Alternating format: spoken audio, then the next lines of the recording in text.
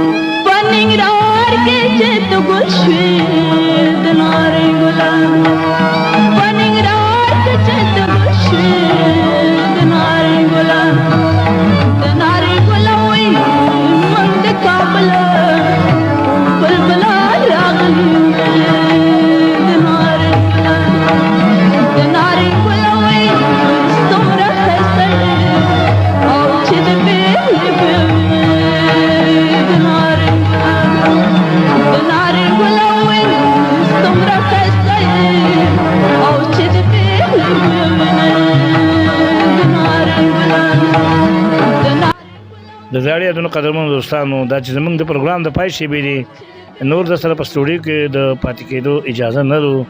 اوس دنه زه ډاکټر انجینر سید فضل الرحمن سیر پاچا چې بیا د یوې نوې خپرونې سره ستاسو په درانه خدمت کې حاضرېږم. اجازت غواړم تاسو په لوی بخښونکي او مهربان خدای سپارم. په مخه مو ښه.